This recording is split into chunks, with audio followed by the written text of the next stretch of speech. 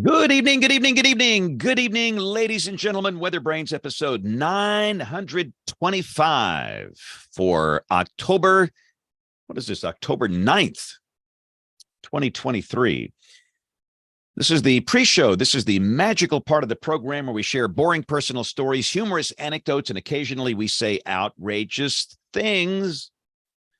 All right, we're about 6 minutes away from the show beginning. So if you want to cut through the pre-show, go straight to the top, run the slider over about 6 minutes, and we will be there. Let's bring in everybody that's waiting. A little late starting the pre-show here tonight. Had a few things happening here I had to take care of. And again, a lot of people don't know this.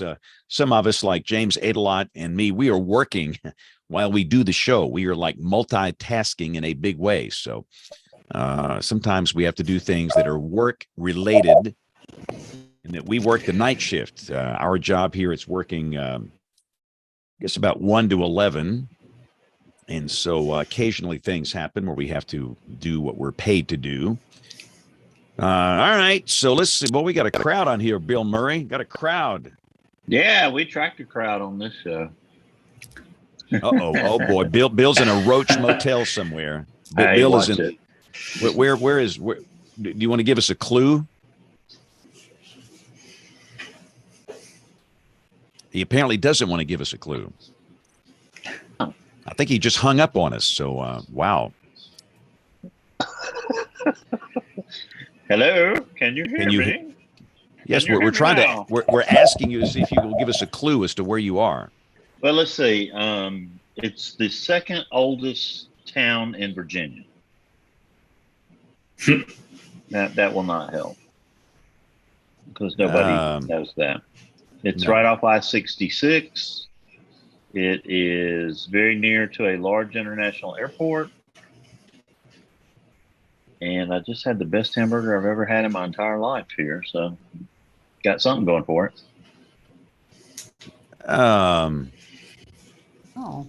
So it's on the western side of the state, not the. Actually, close to DC. So it's near one of the two major Baltimore. I mean, well, three, I guess. One of the three major Washington DC area airports. Alexandria? No, actually Dulles. You're getting closer. Oh boy! Just tell us. I'm in Haymarket, Virginia, a beautiful little town, the second oldest town in the state, in Prince William County. Okay. And I got to get up at 4 o'clock and get to the airport so I can get home tomorrow. So we got a little audio noise coming from somebody. We got a lot of folks on here, so everybody kind of check your. No. And the way it works, most people listen to this show for those of our guests here. Some watch it live, but most people listen to the audio version, and they get very picky when the audio is not right, and they send me very nasty email messages about, hey man, that audio was so distorted I couldn't hear what they were saying. I can't hear Neil's audio, it's too low. And I remind everybody, we do weather, we don't do production here. I mean, this is not our wheelhouse. So you realize now that only hipsters ever write James. That's the only people that ever write him. So let's see. Everybody, Frank, can you hear me? Give me a mic check. Yeah, I can hear you. Can you hear me? Mic check, mic check. Checking in from Wichita. You got me? Yeah. Are you using your internal computer mic or your pods? Actually, I was using an external one. You want me to tap that thing and be sure that that's the one that's active. Hold on a second. Oh, actually, hold on. Try this one. You got that? Okay. Yes. Okay, we're good. How does it sound to you? Do you want me to use that one, or I can switch it? That one's fine. It's and again, it's a smidgen hot, but that's okay. Yeah, I don't mind it if it's hot. How about this one here? This is a different microphone. Does that sound a little better? Really good. Yeah, we have a winner. Winner. Touchdown. Okay. I'm just glad it's not me. Yeah, Lester, give me a mic check. Mic check. 1, 2, 3, 4. Mic check. Mic check. Keep Can you talking. hear me? Keep going. Keep going. Okay, all right. I don't know what this. My name is Lester. Well, I'm a Libra. I just celebrated a birthday.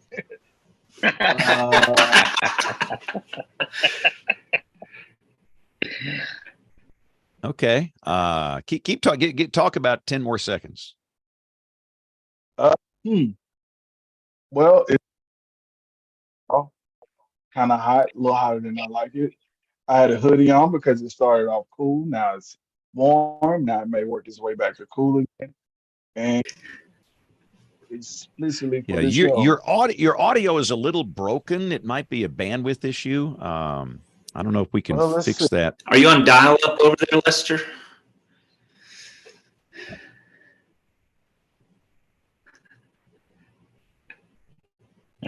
Now he's not hearing any sound now. No, he's gone. Yeah, it sounded like a bandwidth issue. Welcome to our television viewers. It is the top of the hour. And yes, welcome to Tech Brains. Now we're going to get the show started here in just a second. Just got a note from Tony, no astronomy report this week. Tony has been doing a great job with helping us with graphics and information for this annular eclipse Saturday. He's been doing a really, really good job, and I know he is just swamped. But we've got Jen's audio in place. All right, Lester, try it again. Talk to us. Well, I had to turn my Bluetooth off. Let me try it again.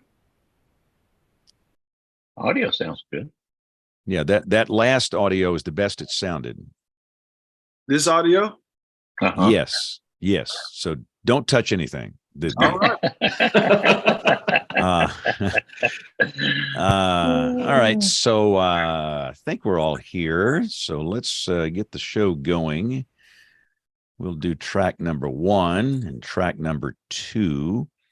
And here we go in 5, 4, 3, 2, 1.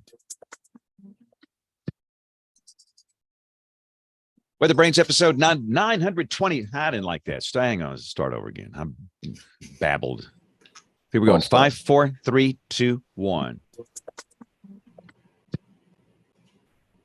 WeatherBrains episode number 925, the weekly show for weather dweebs, dorks, nerds, weenies, geeks, and more. This is for the 9th of October, 2023. It's got to be my favorite time of the year, and hopefully yours too, and that the weather is getting awfully nice.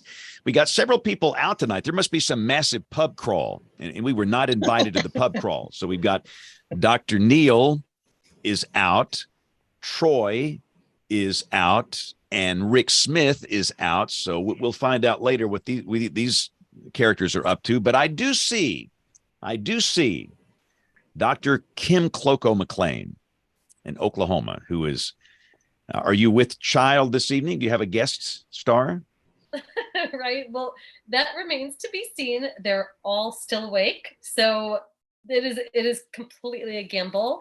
But I have to say, now that they know like a little bit more about what mommy's doing back here in the office in the evenings, because they have gotten to come and be on the show a little bit, there's a bit of a moral hazard going on in that they're incentivized not to sleep because they know that this is so fun. So we'll see. It's not unlikely though. They really love joining us. Well, we love having them. It's one of the highlights of the whole show. So if they want to come on the show, anytime we will break right in and bring them on here. So let's go to up the road to Tulsa to James Adelot, a man who's looked good tonight. You're looking good tonight, James. How you doing? I'm doing pretty good. I've got the greatest news of all. As a Fox affiliate, tomorrow we have no 5, 6, 6:30, or 9 o'clock newscast. Only a 10. What's happening here? It's like 2/3 Do of the day you off. get paid when they do that? I'm supposed to get paid? I'll be darned. I have my theory about Troy, by the way. I think Austin is still shut down in a state of mourning after the game Saturday. Yeah, but since he's not here, just pile on, go. I mean, to tell him to talk to him. That is the second Touchdown. OU has won the game with 2 out of the last 3 years. They won the game with a touchdown with less than 15 seconds to play. Wow.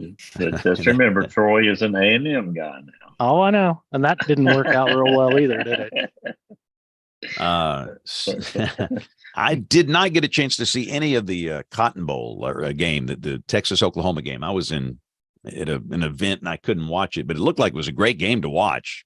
So it was fantastic. Yes. So good. It's so nice to have a defense. Sorry, we'll stop with football brains in a second, but it's just so nice to be able to hang with all of our Alabama people and say we're also enjoying our football. So thanks. All right. Well, let's go to we are right now. Let's go to the land of the Buckeyes. And Jen, how did the Buckeyes do this weekend? I know you're a Penn State person, but you're in the land of the Buckeyes. Yes, they snuck by Maryland, and Penn State had a great week because we didn't win or lose because it was a bye week. So I'll take it because our big game against the Buckeyes is in 2 weeks. So that's always the one I'm looking forward to. But a little cold up here in Buckeye land. We've had some frosty nights, another frost advisory tonight for us. So I'm bundled up, and Cece's laying on the heater vent again. So that's how it is up here in the frozen tundra. Have you hit a freeze yet? Just we've been mainly mid-30s. Ooh. Yeah. We've had mid-30s down here the last 2 nights. We had a number of the colder valleys in the mid-30s, the radiational cooling type thing, and a lot of frost, and it's been pretty brisk. But Bill Murray, we got a good show tonight, so let's bring in our guests before they hang up on us. Yeah, James, we've got a really special show tonight. Tonight's guest WeatherBrains reports the weather on Good Morning Kansas and Good Morning Cakeland in Wichita. Before joining KAKE in 2013, he worked in stations across Indiana and Kansas. He had lots of experience in lake effect snow all the way to tornadoes. He's a CBM from the AMS, seal holder from the NWA. Frank Wall, it was great to see you at NWA, and welcome to the show tonight. Hey, thank you so much for having me. Well, you handed me. There's another.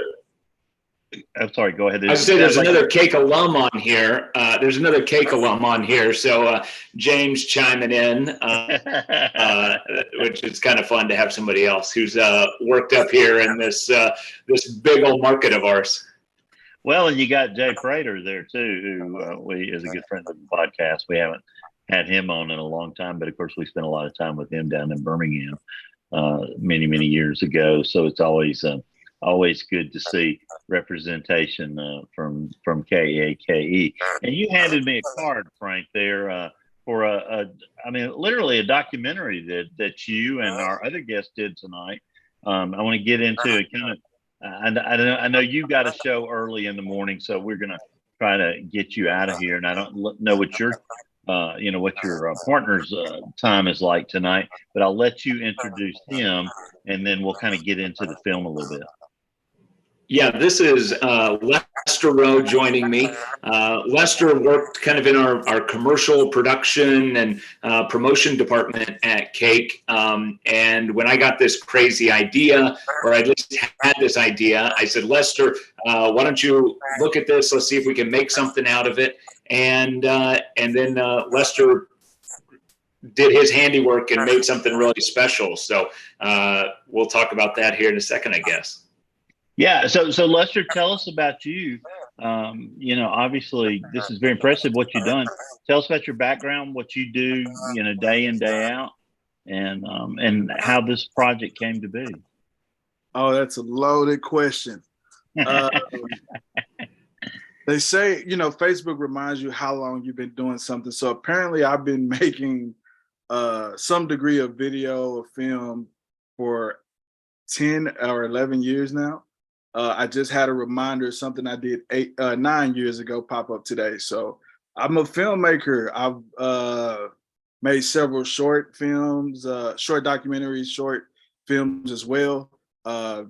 Been in different film festivals and just had awards, just all kind of things. I typically make things that are human interest stories in terms of documentary. So it's more about this individual that may be on the fringe of society that most people ignore, and just try to find a way to make people connect to an individual that they typically ignore, or a lifestyle that they may not, that they see and don't really engage with. Then I make, I have a real, what I want my real future to be for filmmaking is in the horror film genre. So I just tripped up and found myself making documentary because I was just trying to figure out how to just use a camera. And the first thing I ended up making was a documentary that ended up in a couple film festivals, and just has been cursing me for my entire life now, because that one documentary has led to several, including the one that I did with Frank. So how did you get hooked up with Frank to do this film? Well, I don't know how he thought I was the right person. Last year, I made a documentary of the Greensburg tornado that came through Kansas, and that was a half-hour TV special that we did, and it was really intensive. It was kind of a callback to one of the first promotional pieces I did for Cake. Actually, not one of the first thing I made was based on the Greensburg tornado. A caller had called in, and at some point I thought that that next year that I wanted to do something with that. I thought it was a story that everyone talked about and I knew nothing about. So I wanted to do something that was a little, just give it more. I want to own the story of Greensburg. I want us to have the definitive story about the Greensburg tornado and what Cake went through, as well as the people. And so I made that, and I thought, oh, I get to take a break. And then all of a sudden Frank came knocking on my door and saying, hey, I want you to come see something. And I didn't really know what it was, because Frank has never asked me to come see anything. And we went to a little meeting room, and he pulled out a binder of paper and started just talking, and put up a slideshow or a PowerPoint. And I'm really lost of like what was going on, because I'm in a room with Frank by myself and a slideshow is going on. And so he was telling his story, and I really did not care about this story. It was, I like, why are you telling me about something that is so old? Why do I care about this? And by the end of that presentation that he gave me, I was like, whoa, this is another one of those stories that I had heard constantly about in Kansas, in the another horrific tornado.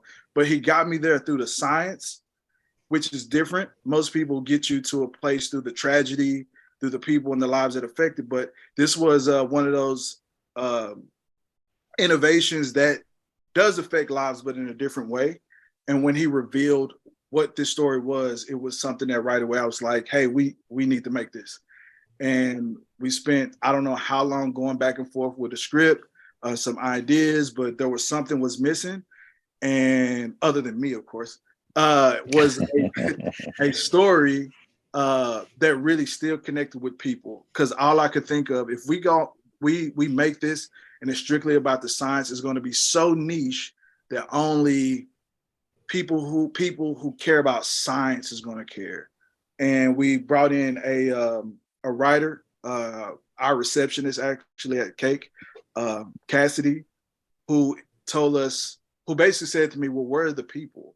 Like, what about the destruction? What about the lives that were changed? And she kind of came in and started working the script over and adding some elements, which made Frank go back and add elements. And it became a trifecta of all these different ideas and personalities that came together to tell this cohesive story about science and people. Well, we admire filmmakers tremendously, Lester. We've had Michael Rossi on here. We've had a couple of feature filmmakers who've made fairly famous films in the weather community, and we always love talking about it. I still hear my annoying audio somewhere coming back down the line here. It's the Charlie Brown. Yeah, it definitely is the wah wah wah wah wah. And so I'm gonna fire Frank up here then I may go out and come back All right. and see if it improves. But Frank, you grew up in the town of El Dorado, Kansas, and that's what this story is about. So kind of take us from there. I'm gonna jump back in, try to beat you to the end of your story here. It's a long story, so you got plenty of time. I grew up in El Dorado, Kansas, and last spring I got invited to go to the senior center and give a weather presentation. I said, "What do you want to talk about?" When they invited me out, and they said severe weather, and I said, "Why am I telling a bunch of 80 and 90-year-olds about severe weather? They made it to the senior center. I mean, they know." Oh, they survived. They've got there. And I said, what am I going to tell them that they don't know?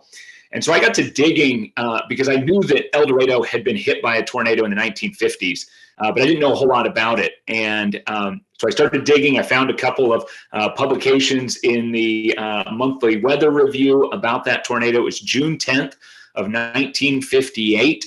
It's often referred to as the backwards tornado. Because that tornado, residents saw it in the northwest sky, and then it moved to the southeast, and it caught a lot of people off guard because they just said, storms don't move like that. Tornadoes don't move like that. And it was a daylight tornado. It was like 5:45 in the afternoon on a really hot June day. Turns out, as I was digging, I found some radar images of this tornado. So 1958, the Weather Bureau office in Wichita was operating. At that point, it had been upgraded to the WSR-3 radar. And I got to digging kind of into the history of the radar that they were using. It also turns out in this discovery that Wichita, Kansas was the very first Weather Bureau office to get a WSR-1 radar in 1947. So they got the very first one. It eventually got upgraded to the WSR-3. And then I found another paper which just blew me away. And it was Holmes and Roberts talking about their continuous wave Doppler radar. And it turns out that was also in operation. And that was their first tornadic storm that they ever captured on Doppler radar, was the storm that went through my hometown in 1958. And when I started asking people around, did you know that this was the first tornadic storm to be scanned with Doppler radar? Very, very few people knew that was the case. Many people had seen the images of that radar. It's a big double-dished piece of equipment on top of a trailer. That photo kind of goes around. We found some more photos of it at the Weather Service office here in Wichita. And I actually was able to, David Holmes, who did a lot of the research on this, I actually talked to his daughter. I think she's back in Ohio. She was actually born in Wichita while her dad was here on that project in 1958. So the story really kind of goes through the infancy of weather radar and the fact that they were trying something new. They wanted to try something new with Doppler radar, and that storm was the first one to be scanned with it. It also just happens to be, I knew that this was going to be a neat project because Cake TV has about 30 minutes of damage footage and interviews. So interviews of people in the damage from that storm in 1958 in our archive. And we leaned heavily on that footage for this project. So Frank, you said it was a continuous wave Doppler, a very early piece of equipment. Was it war surplus? And talk about the difference between a continuous wave and the Doppler we're used to today. Yes. So this thing was a 3-centimeter continuous wave Doppler radar. So it had two dishes. One dish was constantly sending out a signal, and then the other one was receiving it back. And then they compared the two signals. And what they were doing was they couldn't tell any range. So this thing is constantly sending out energy and it's getting it back. So we have no idea of where the storm is at. So they had to park this trailer and this piece of equipment someplace where they had a WSR-3 radar. So they had a remote PPI scope, the planned position indicators. They had a remote scope out in the trailer, and they would say, okay, it's at this azimuth angle and stuff, tilt it here and scan back and forth. And they would scan. They were recording this information on magnetic tape, plotting it on a spectrum. And what they were actually doing was they were converting the signal to an audio tone. So they had headphones on and they were listening for the pitch change with this.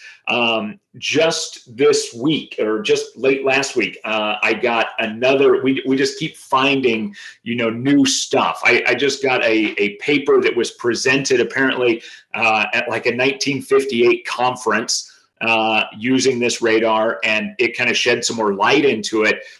This thing, by our standards, it was junk. It couldn't do anything at 3 centimeters. It just didn't have much in the way of range. They were using an airplane to sometimes they were shooting this thing at an airplane, trying to see it and try to gauge its speed. If there was any rain at all, they couldn't, it wouldn't see anything. The effective range was less than a mile if there was rain. So it just happens to be that in 1958 on June 10th, there was one storm. There was only one storm. So they didn't have to shoot through anything to get to it. And it was just lined up perfect to do it. But apparently also the equipment malfunctioned soon after they were doing it. They got just a snippet of data, and they managed to capture a wind speed when they converted it out of apparently 206 miles per hour. And that was faster than anything they'd had. At the angle that they were shooting and the distance, they were clearly, they were probably, there's almost no chance they were actually hitting the tornado. They were probably well above it. It's about probably 20 miles or so straight line from where they were at, 25 miles straight line, kind of from where they were. But yeah, it was a very, very interesting piece of equipment. It was Navy surplus, but getting much information. It was made at Cornell, and we're still trying to dig and get a little more information on this thing. Yeah, Frank. When I was at OU back as the Earth was just starting to cool, Dr. Howie Bluestein had just put in a mobile Doppler radar starting some of these field experiments, and that was a CW radar. And I remember the operator, and you were talking about the headphones because they were still using those. Yeah. And when a car would drive in front of it, the operator would yank those headphones off because I assumed the signal came back really strong from a car right in front of the thing. But man, it's just you could watch it. Well, this radar, and I asked around when I was up at NWA, I was asking around some of the folks from the Severe Storms Laboratory, because this radar was eventually transferred down to Norman, and it was converted into a pulsed radar at some point.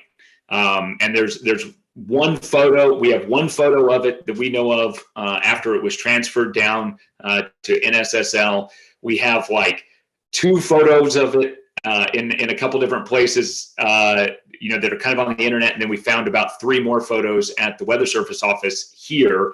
The initial paper actually led us to believe that they created 2 units, because they said they parked one in Wichita and then the other one, or that they used it in Wichita and Wichita Falls, Texas. This new paper that I just got last week, which it was an unpublished paper. It sounds like there was actually one and they just transported it back and forth. Which means our documentary is wrong now. It means our documentary is back to the end. I guess that's the problem when you find stuff like that. But if that's the only thing wrong in it, I think we're probably all right. It's just like real science. You're investigating and going forward. So yes. take us back to that day. Kind of set the scene. You gave us a little bit. It was a hot June day, but what produced the southeasterly motion? And tell us about the synoptics of the day and sort of the process. Did we have tornado alerts then? What was going on? Warning the process for it.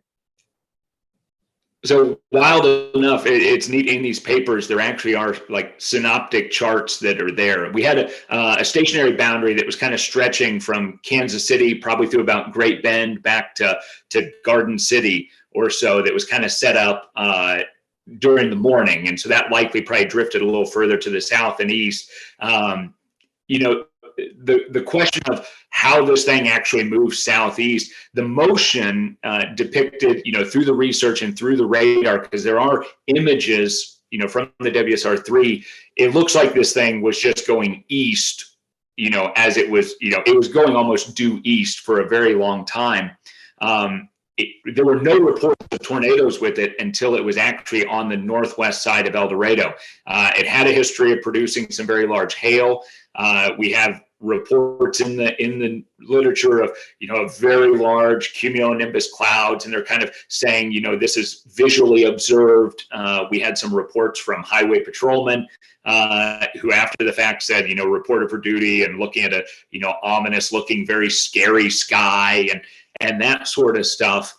So, you know, exactly how this thing did that, I don't know. You know, it's almost like it was, you know, back building or something and maybe moving more south and just, you know, kind of pinwheeled around. Because once it went through El Dorado, you know, it kind of took a southeasterly track. The tornado was absorbed into it. It dissipated. And then further to the east, it dropped another tornado, apparently.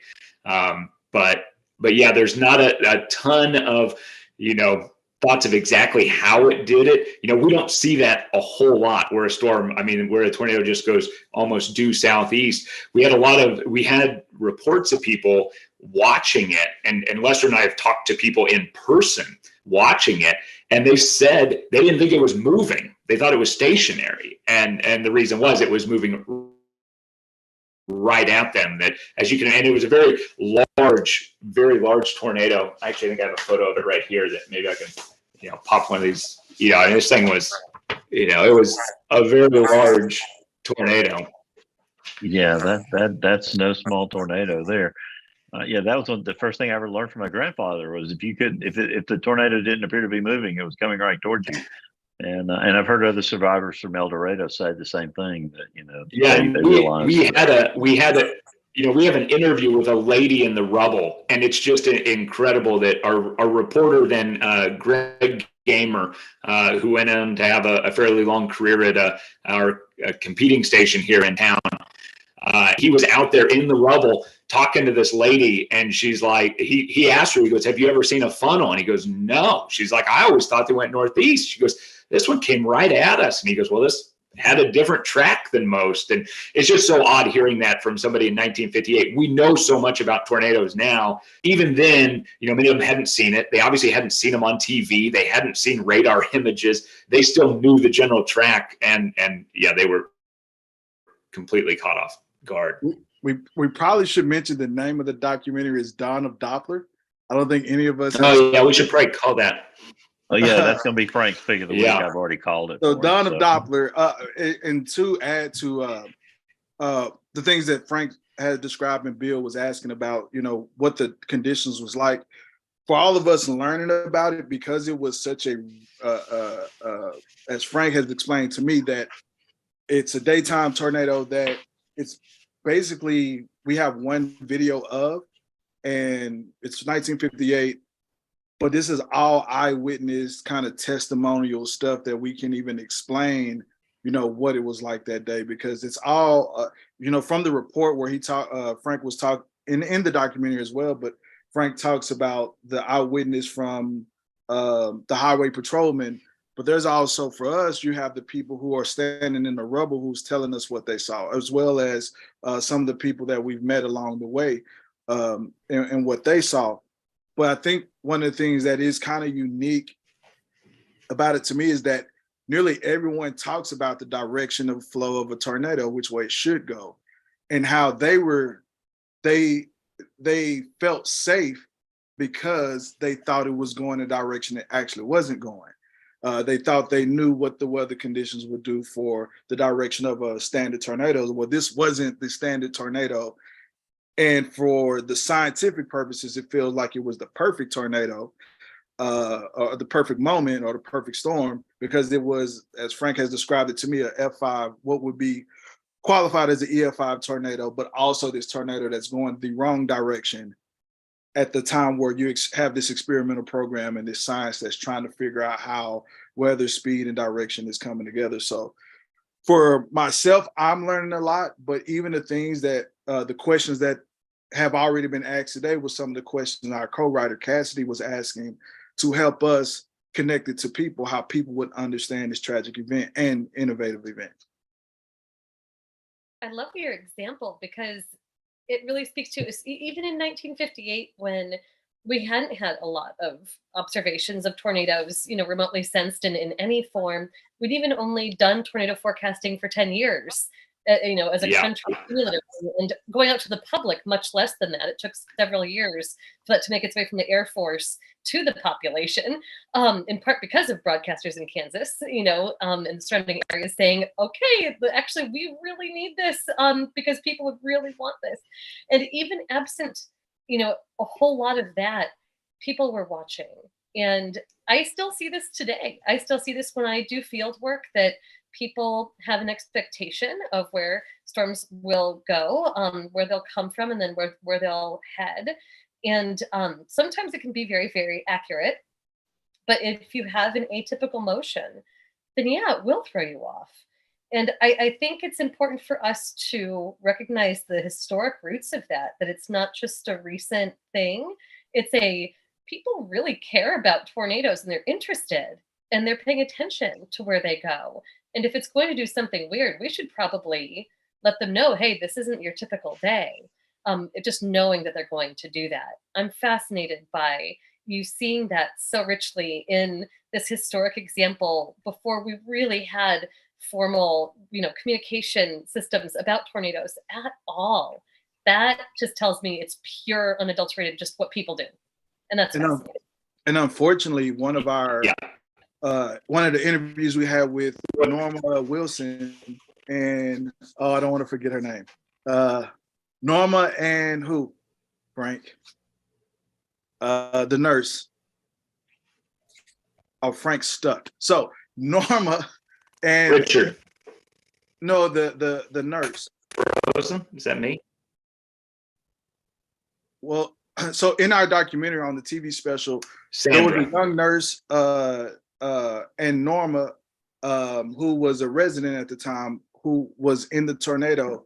They talked about her neighbor actually, I must say, got swept up in the tornado and died. And that same person was Frank, Frank is stuck. All right. Well, now I'm flying solo here. It's all you. But this was a person who was just out there looking at the tornado. Her neighbor ended up dying in the tornado because he was swept up or got hit with debris or something like that. Because again, everyone was thinking that they knew the direction and the way the tornado would flow and how things would go. And it's just in our nature to want to watch. It's the equivalent of a train wreck. I mean, today with TikTok and Instagram and all this type of stuff, people will still, with all the information of what tornadoes can do, all the destruction, all the examples of tragedy that comes with this, they will still wait to the most final moment to want to seek shelter and safety. And I mean, that was, back then they didn't really know any better, but nothing has really changed from now and then when it comes to us seeking our own safety when it comes to moments like this. And Frank, Lester covered very well for you while you were rebooting there. So that's good. Now, Jen Nairmore, I know you want to talk impacts. You want to talk about this tornado in terms of its, the toll, the ratings, that sort of stuff. So bring us into the understanding of what it exacted on that community with Frank and Lester. Yeah, Frank and Lester, it is just a pleasure to talk to you. And I'm bouncing out of my seat. I have so many questions because I own Tornado Talk, and we write oral history on tornado history. And I do have a brief summary on this tornado, but this is one that's fascinated me for a while. And I'd like to dive into it more. So when you said that you had this archive of oral history and audio and stuff like that. That's just so exciting to hear because these stories are so important to tell. But it's my understanding that there is at least a 45 block area of El Dorado that was just decimated, and at least 200 homes. There is a question I have about, and Frank may be frozen, I'm not sure again. We'll see in a minute. Oh, there he is, now he's moving. I'm seeing different tolls on the fatalities. I know that the documentary said 13, and then I've also seen 15. Thomas Grzoulas in Significant Tornado said 15. So were there 13 in El Dorado and 2 fatalities maybe outside of town, or do we know? Until Frank. I'm sure we actually know. Can you hear me? Yeah, Frank's developed some bandwidth issues, I think. So, yeah. Lester, it's going to be all you until we can figure that out. From at least my understanding of reading this stuff, what we put in there is what we know, because we also not only have that information through research, but through Butler County, the record keeping of that event as well had shown that it was 13, and there was a list of like injuries and things like that. If there's others, I would assume that it must have been something that as that tornado or that storm kept developing maybe, but based on the research that we had initially, the research that we found over time, and then going out there to Butler County where El Dorado is, in their historical society and museum, that was the toll of number that, that's been fairly consistent is 13 fatalities. Are you Frank? Are you still with us here? Yeah, I think now. Can you hear me now? All right. Yeah, it's real choppy. It's not audible. People wouldn't be able to understand. You might try switching your audio again back to the other line. So a couple of things I'll mention while Frank's working on his audio. This is pulled from, and Lester, you may have heard this as well, from the Climatological Data National Summary. They had some odd occurrences that were reported with this tornado. There were 8 $100 bills that were found intact in an envelope far from the owner's home. And then there was a boy that was found with a dozen splintered sticks protruding from his chest, which is awful. And then this one is interesting. I found this fascinating. A woman was sucked through the window, blown 60 feet from the house, and beside her was found a broken record entitled Stormy Weather. So, you never know. Can't make this stuff up, Jim. You really cannot. I mean, that's not the first time I've heard stories like that. Lester, go ahead.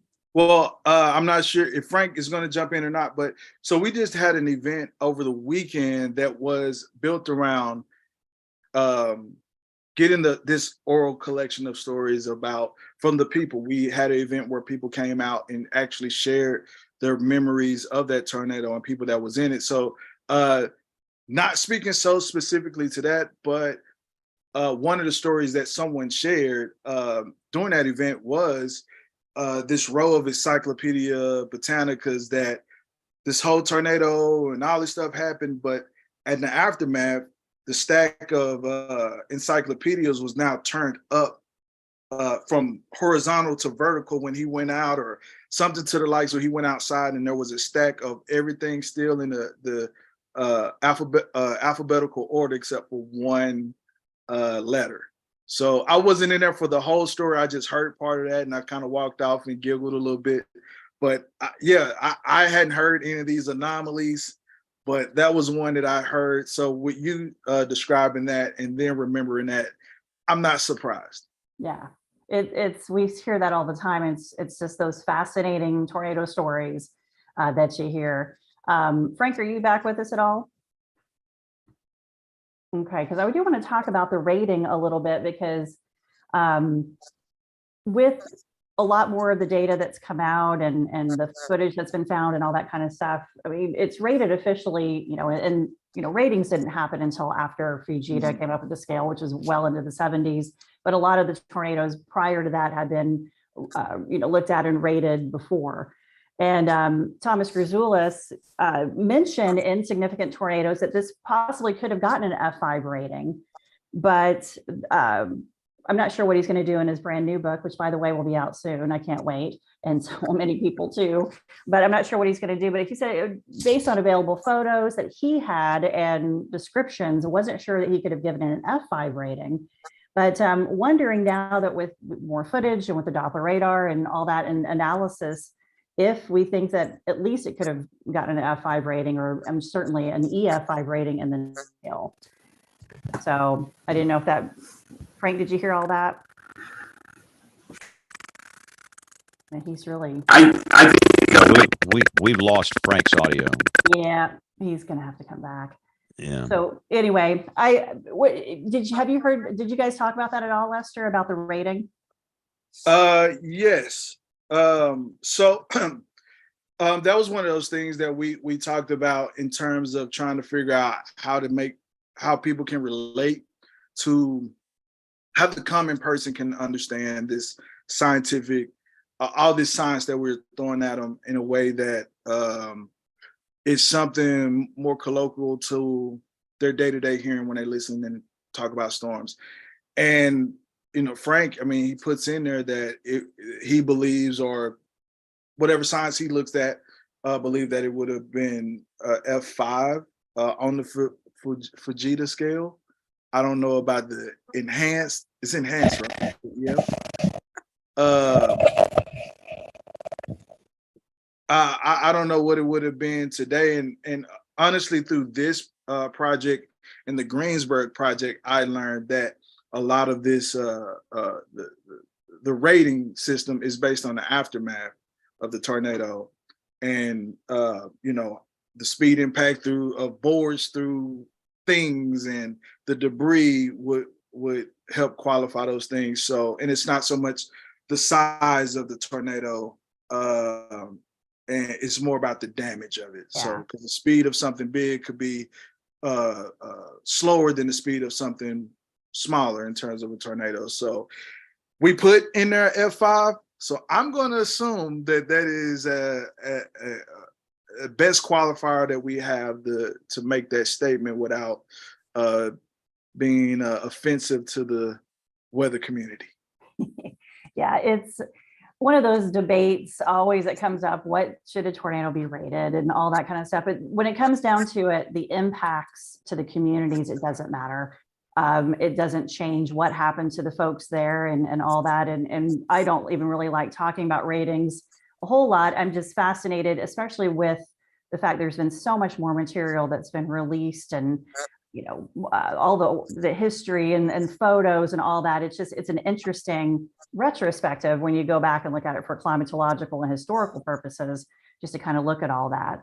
I am curious, Lester, you're talking about some of the stories that you've heard. What were some of the more powerful stories that came from the community? Just folks that just shared what happened to them. That's a good question. That's a harder one for me. If Frank is hot, he can jump in. But because at this event, I was kind of running back and forth, making sure things were organized and running. So Frank and Larry Hatterberg actually conducted these interviews with the different individuals. We ended up with about 20 stories from the event, and I can't name how many as we went on tour talking about it and screening it. But I think personally, when we look at our archive, and this is me going based on just kind of consuming everything, is going through that archive. And actually in the documentary, the long form of the documentary, when we sat down and talked to Norma and Richard and this young nurse that was working that night. She was 17 when she was working the hospitals the night of that tornado.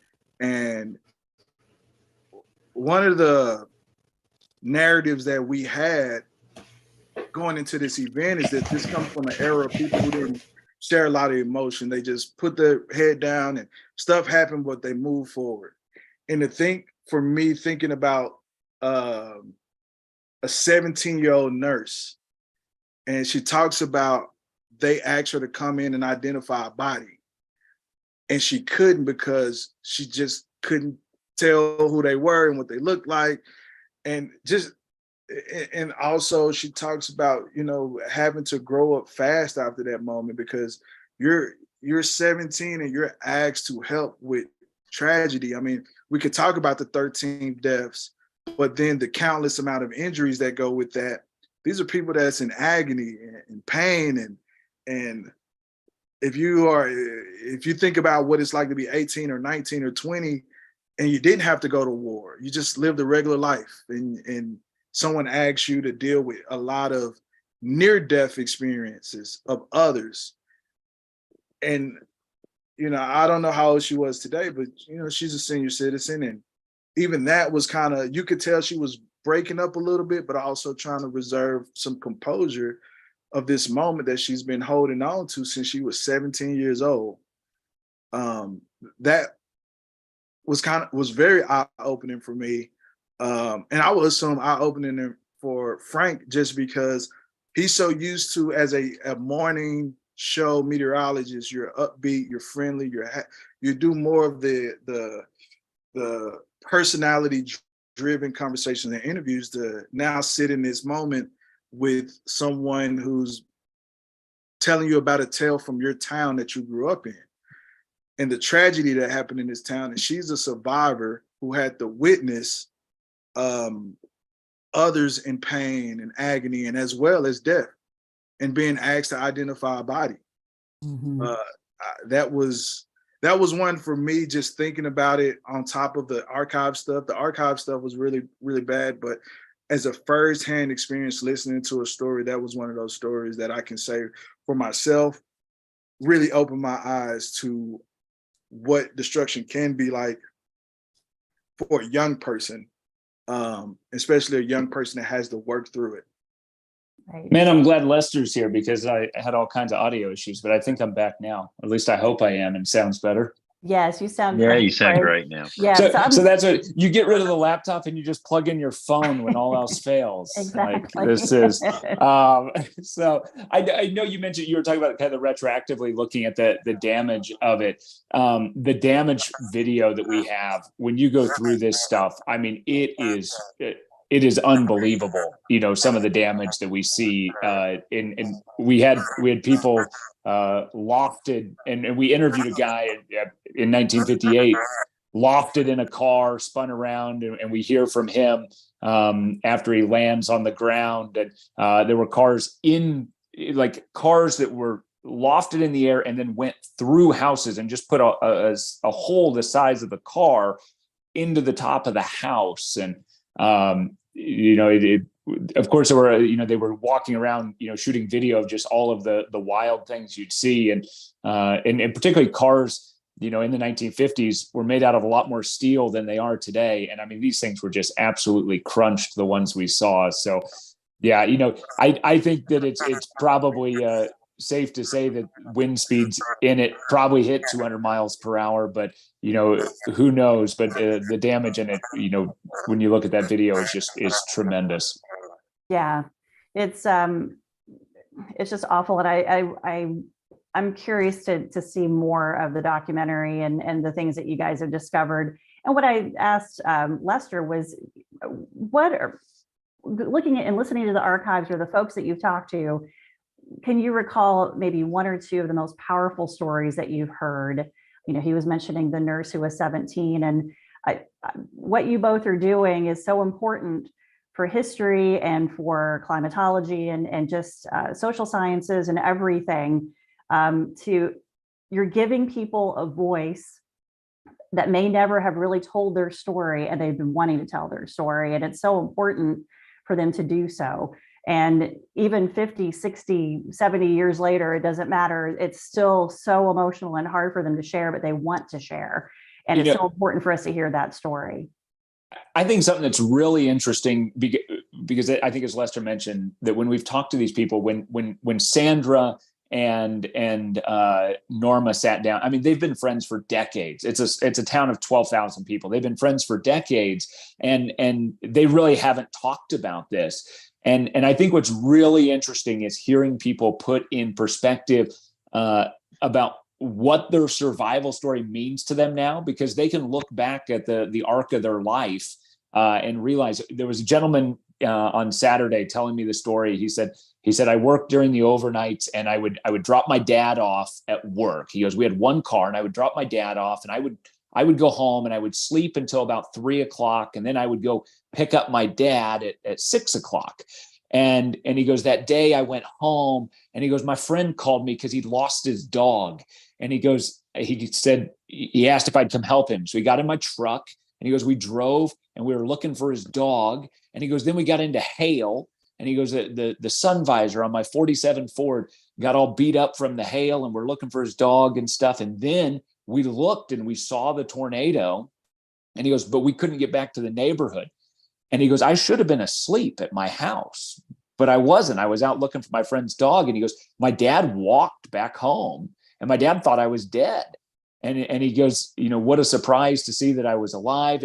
And he goes, to this day, he goes, I have that 47 Ford, and it's still got the dents in the sun visor over the windshield. And, I think hearing these people, and multiple people talk, we had multiple people when we were interviewing them break down and cry, talking about that, they say it was an act of God that saved us. And I think it's interesting interviewing somebody of something that happened 65 years ago, and how much that, they've had a long time to think about it and to kind of, react to it. And that's been something that's really, really moving. Like I didn't expect to get emotional when these people are telling me their stories, but when they are, it's really tough to keep it together.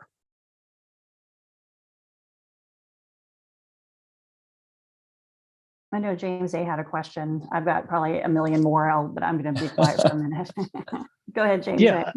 A. I'm kind of struck too that just how awful the 1950s were in central Kansas for tornadoes. We had that Udall tornado. Butler County, no stranger to deadly tornadoes either. You look at Andover in 1991.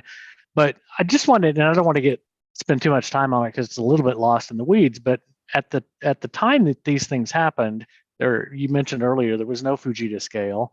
There was probably no quantitative way of, other than, hey, that's a strong tornado, that's probably a weak tornado. But who went back and assigned ratings? Was it the local weather service office? Did they have to work with media to get some of these pictures to see some of the damage? So how is that whole thing, how was that done? I don't believe the only, and I forgive me, I forget, the only where I found a reference from a book that was kind of going back and doing some past ratings. Now, I don't think it's ever been official. I don't think there's anything in the Weather Service that says this was, an F4, an F5 or whatever at that time. And if you were to compare damages, it would be so difficult. I think one of the easiest ways is, they were estimating, number of homes lost and dollar amounts. And it may be a way of comparing it. But then again, this tornado, and this is, local knowledge for me living there, is the houses on that side of town were relatively new. Many of them were very, very quickly put up. That a lot of these were oil field workers and refinery workers, that these were very small houses put up in the 1950s. A lot of them were relatively new. And compared to the house that I grew up in El Dorado, which was built in 1918, it was a very solid, big house that was, it was built. And these houses, you can see from the video that, a lot of them just were down to the slab, and a lot of them did not have basements. Oddly enough, we heard from several people who referenced having bomb shelters. That in the 1950s, the concern of nuclear war was a real issue with them. So they, had those built into their basements, that these were like reinforced concrete structures in just a small basement. Yeah, that's interesting, Frank, because the front page of the Evening Eagle from the day after the tornado, there's a story at the bottom that says U.S. ready if Reds strike. And I thought that was pretty fascinating. So it would talk about the strategic air command and that whole process. We have to mention that there was an event that took place, and this is incredible that this happened on 2 days. That, you know, on one day we had the first tornadic storm scanned with Doppler radar, and on June 11th of 1958, it is believed that for the very first time in the history of the United States, the air defense sirens were sounded for a tornado, and that was in Wichita. That the civil defense sirens had been just given the okay to be used in the event of a tornado, and it was given. You know, it could have been used in El Dorado. It was not sounded. But on June 11th, 1958, there was a deputy in Wichita that spotted a tornado. So this was the very next day. They had another storm the next day. And if there was a stationary boundary that was still camping out, the setup is probably right for that. A deputy saw a tornado. He called his officer in charge, could not get a hold of him. He called the city manager, could not get a hold of him. And so that officer radioed to his dispatch, said, sound the sirens. And for the first time, they fired up those Thunderbolt sirens. That siren that sounded for the first time is still in operation here in Sedgwick County. Sedgwick County has been very proud of the Thunderbolt sirens, and I believe we have the oldest one in existence. Like, it's serial number 4 of the Thunderbolts, and it's still in existence here in Sedgwick County. And Frank, I read in the Eagle a story about, you know, this being a fairly well-warned tornado, obviously different than Udall in terms of occurring in the afternoon, being visible, not at night. And Udall really was almost without warning. But it said that a highway patrolman called into the dispatcher, and the dispatcher notified radio station WBTO, and that was an instrumental part of warning people. Have you heard that story? So just 2 weeks ago, I got a message from I don't know if he's been on the show, Dan Holliday, who does weather, and that's my boss. Oh, okay. So you have a boss. Okay, so he's Dan, awesome, by the way. So Dan grew up in El Dorado as well. And Dan was working at the radio station in El Dorado when they had a radio station. And he put together, this was in, I think, 1986, he put together a series of interviews with people, including the board operator at the radio station. And he just shared these audio interviews with me.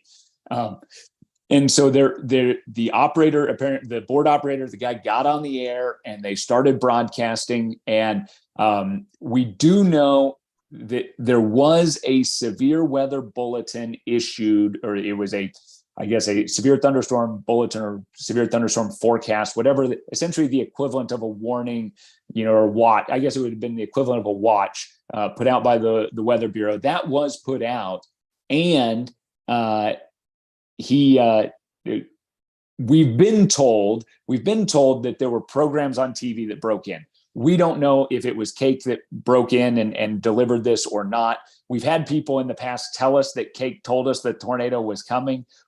We don't quite believe that is true because of the rapid intensification of this, that, the way it developed. But yes, we do know that the radio station did go on the air, and they talked about that they were on the air continuous, just kind of doing coverage for multiple days because they had troubles with phone lines and people were trying to contact people, and they just went on and on and on, for days on end trying to serve the community. James A. keeps us in stitches, Frank, during the show. So there was no Bill Curtis moment, maybe, but something kind of close. Talk about, I saw on the front page of the Evening Eagle a story about a baby. And this is always the most heartbreaking thing when you see it, the aftermath of a tornado. The baby was separated from its family. Did they reunite that baby with its family, or were they killed in the tornado? I do not know about that instance for sure. We heard some very tragic stories that when you look at the list of fatalities, there's a lot of common last names, and that a lot of these were families that perished. And one of the stories we heard was Skelly Elementary School was the elementary school that got destroyed. And when I mentioned that a lot of these homes didn't have basements, there was a family, and I believe it was either 3 or 4 of them, tried to seek refuge in the school. They could not get in the school, and they were on the front porch of the school, and the school took a direct hit. And they were found there, right outside the school. That was a tragic story. And I don't know, maybe Lester told you the story as well, that Sandra, her to-be husband then was supposed to sing at a gentleman's wedding, and unfortunately he ended up singing at his funeral instead. But yeah, there was a lot of, and definitely a lot of chaos for a long time. There was a person that they did not know who it was. It took a long time for them to identify who it was, and we read that in the newspapers, in the El Dorado Times, in the subsequent days afterward, that eventually they found out who the person was. They were unconscious when they found them, and they end up in the hospital. They had no idea who they were, and it was a couple of days that the person was from out of town. Nobody could identify who they were, but eventually they did. Well, I want to shift. We usually do things a little differently.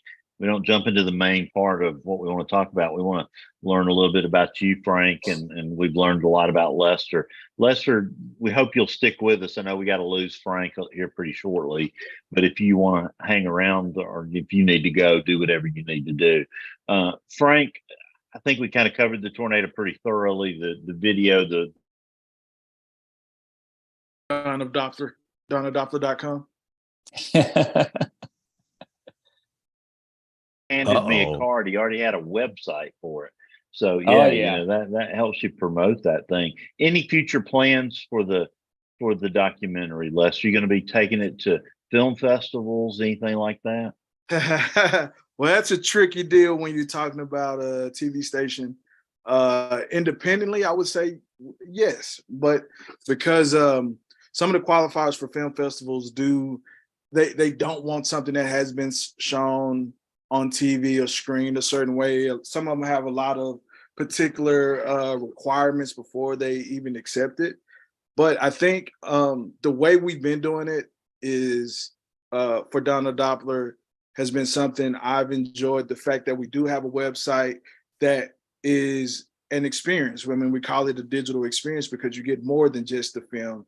You get more than just the interviews. You get, some of that archival stuff. You got a timeline that Frank developed, and some of the research and information as well. But as well, when we're screening it, we have targeted an audience that we feel like will appreciate and enjoy this type of film.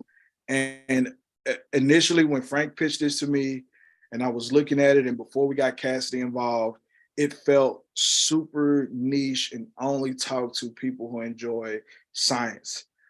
Now that we have opened that up as a tale of science and tragedy, we're watching these people just connect to the humanity of it while also learning this groundbreaking moment in weather technology. I mean, you have to follow the way that I like to develop stories. Everything has to lead to the next thing. I mean, it's the way I write a script. You have to be learning new information as we go along to keep you involved in it. And I think we do that really well. By the time that this tornado hits, by the time it touched down, you have learned so much science, and then you do have this affinity for the people. You do decide that you do end up caring about the people and want to know what happened. And that was where Cassidy came in when she asked about, well, why wasn't they warned, and what did we know and what we didn't know?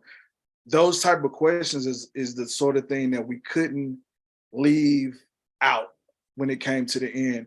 So I have young people who watch it and just enjoy it for the story. They may not care about the history.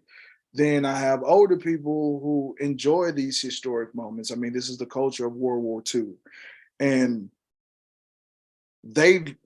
I hesitate to say like seeing the destruction, but they like kind of marrying these two moments together to talk about, wow, I remember this tornado, or I remember this tornado, or my uncle was here, my aunt, my grandmother, all that sort of thing.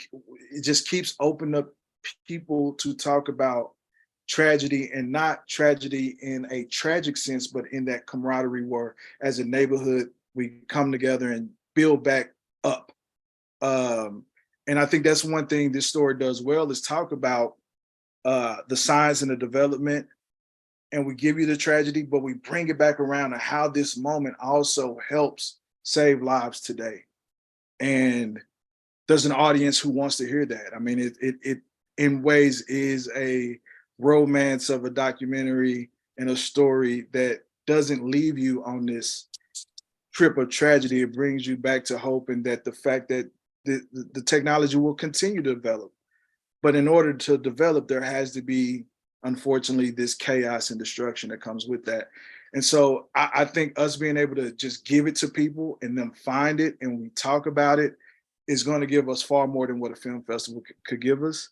And I mean, this is the work of 3 people in the course of like 3 months, that we really, it really feels really grassroots the way we're able to get people to care about the science. But I think this was the right way. I just did one with Greensburg last year, and it's so much different because it's heavily about the people. So I'm giving a community back their story. I'm giving the community their story. But we had so many pieces that helped make that work. In this case, it was just me, Frank, and Cassidy, and doing anything we could to get this story out. And it's been a joy to watch Frank and his enthusiasm and optimism and everything that comes with this, because this is his home. This is a place that he grew up, telling stories about going to high school and this place and that place. And I've had to hear all of them. And for us to get here, that he has this story where he is now connected to his community, his home. And we was able to facilitate that for him and the people in the community of El Dorado. Well, I want to congratulate you, Lester and Cassidy, and you too, Frank. And I didn't mean to interrupt you, but I just wanted to tell Lester, I mean, this really is a phenomenal film. It's not just a television station package. You went old school with Frank, you know, some of the explanation stuff, you know, chalkboard and an overhead projector, but it came across as extremely retro, and I liked it a lot. Yeah, we knew that we knew we couldn't put a TV monitor in there because it would take people out of the moment, and we also knew that we wanted to not date this in any way. Hey, Lester, mute your audio. And we wanted to make sure we didn't want to date it in any way or tie it necessarily to an anniversary or an event, so that it could play. It can play today. It can play in 10 years from now, and it tells the story. And I think that's a neat thing, that being able to kind of get these additional stories from folks and add it. I don't know if Lester mentioned it, but on the website now, like 2 days before this thing was set to air, we found a folder at Cake that had handwritten documents from that night and notes, which is just incredible to find something that old in a file cabinet. We've included some of those documents on the website. All the research we used is on the website, but it's been a neat way to just kind of tell this story and just continue to grow it out. So I don't know where it goes from here, but I'm sure we'll be adding more stuff because we just keep finding more stuff. Well, Frank, we usually start at the beginning of the show asking, you know, about your journey into meteorology. We want to learn a little bit about you before we get off the line with you tonight. So tell us about your career journey. And you went to the University of Kansas. I did. Which is an atmospheric science program that sort of flies under the radar in my book a little bit. Yeah, it does. You know, growing up in El Dorado, I it wasn't until I was a senior in high school that I decided I wanted to do this. I always liked science, but I had taken a video broadcasting class, and I absolutely loved the storytelling aspect of video. And I said, well, wait a second, maybe I can mash these two together. And I'm sure that there were a few big events in the early 90s that really shaped my my trajectory here. So I was not home when Andover was hit. I was actually out of town in 1993 when Andover got hit, but I remember my dad going to do cleanup, and I have pictures of me holding softball-sized hail at our dining room table, and I remember the derecho event called the Inland Hurricane that went through and knocked down a bunch of towers and all kinds of stuff in Wichita, and we had trees down at our house. So I'm sure those shaped my decision a little bit, but I went to University of Kansas because it was in-state tuition, and there were other schools that were higher on the list, but that was the one that worked, and it worked out great. While I was there, I did an internship here in Wichita with Dave Freeman and Mark Bogner and Leon Smitherman. Those were guys that I watched growing up, and that was just an unbelievable opportunity to intern with them. I actually went on to do a little bit of on-air work with them even before I graduated. I was 20 years old, getting to broadcast in Wichita. I thought I had made it at that point. I went on to do some interning in Kansas City with the great Brian Busby, and that kind of took it to a new level, and managed to score a job right out of school in Topeka at KSNT. So that was fun. I waited until 2 years after graduation. I got married, and then my wife and I managed to jump up to South Bend, Indiana, and work there. And man, that was fun. And it's a cool part of the country. And it was a tiny DMA, which was amazing. And yes, South Bend. I was at WNDU. Our campus was on our station was on the campus of Notre Dame. Oh, that's Kim's hometown. That's awesome. Yeah, that got to work at WNDU, which was amazing, with Mike Hoffman and Cindy Clausen there. And then I had the opportunity to come back to Cake about the time we were going to have our first child. And so now I've been here for about 10 years, and time flies. Yeah, time flies, doesn't it, when you are having fun. Talk about your shop for a minute. We've had Jay on. It's been a long time, though. Yeah. Talk about your commitment to severe weather and how you guys work. You have a lot of folks on your team. Yeah, well, luckily we actually right now we have the biggest team that Cake, I think, has ever had. We have 5 full-time meteorologists, I think, for the first time actually in our history. For a long time we've run with 4, but we have 5 full-time meteorologists now, which is incredible, and I'm going to enjoy every moment, because we all know in TV things always change. But yeah, we cover about 2/3 of the state of Kansas. I think we have 70 counties. We make 4 7-day forecasts every day. The geographic area is unreal, and it makes me really appreciate those small DMAs where you can do, a lot more detail and fun things. That it's like James wants to know if we still have one county in Colorado. We don't claim anybody outside of Kansas anymore, so only Kansas counties. We don't take any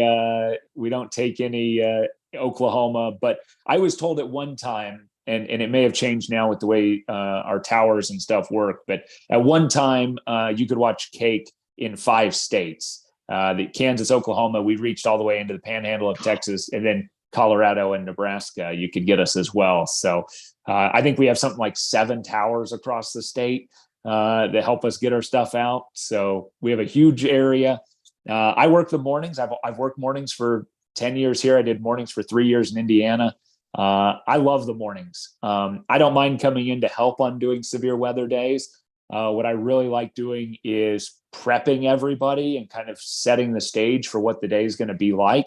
And that also goes to the point that, Jay and I've worked long enough together and working with our team that can even be kind of putting into place, like, hey, we need you here at this time. We need this at this time, giving that information of how we're going to kind of play out the day. That I enjoy kind of scheduling out, when are we doing social media posts? When are we sending out push alerts? This is what you can expect through the day, and kind of prepping people. So I like the mornings a lot. They're a lot of fun, but we also broadcast a ton. I'm on air for actually in shows for about 4.5 hours, plus 2 hours of Good Morning America cut-ins a day. Hey, Frank. Yeah, I Yes. want to know, is it still weird to you like it was to me? You could do tornado warning coverage and then walk outside and not even see the anvil shield from the thunderstorm producing the tornado warning. It was so far away. I mean, it's incredible. It's a market that's amazing. It is absolutely unbelievable, and it's such a huge area.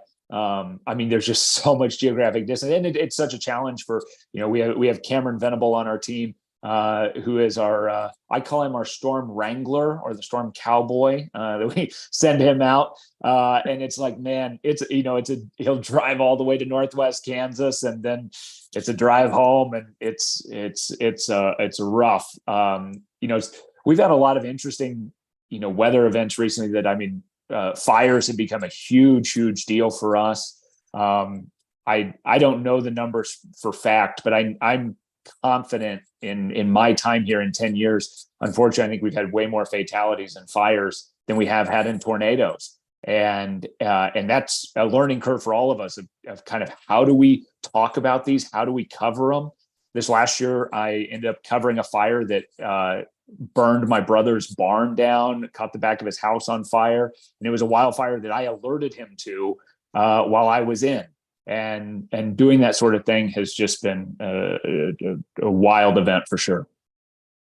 So Frank, I have to ask, yes, where's all this going? Where is all this going? And again, as I talk about this, I'm not negative. I am very bullish on the future. I think it will be so much better.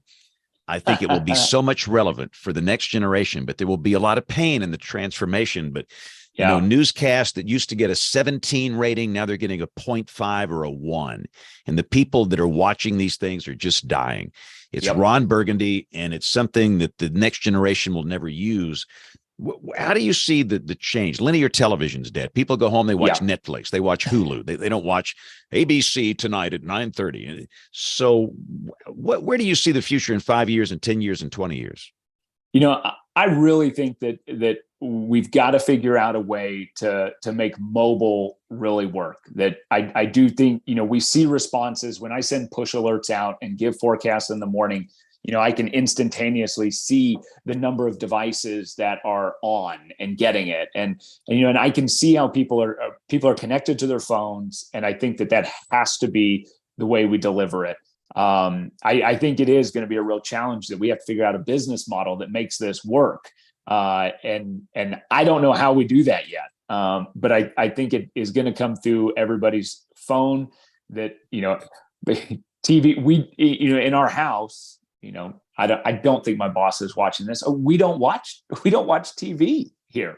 No. Like, it just doesn't. My wife admitted to coworkers the other day, she goes, outside of maybe him helping out on some severe weather coverage, she goes, I haven't watched him in like 3 years. No, I don't think my wife has seen me on television other than tornado coverage in probably 10 years. And she watches these shows on YouTube about decorating and stuff that she loves, and she's found people that she likes and it's relevant to her, and she just doesn't watch the local news. I think that unfortunately, probably, eventually what's going to happen is, we've already seen it in smaller markets, and we've already seen it in other types of media. I think eventually you're going to start to see consolidation. That do you need that many broadcasters in one town?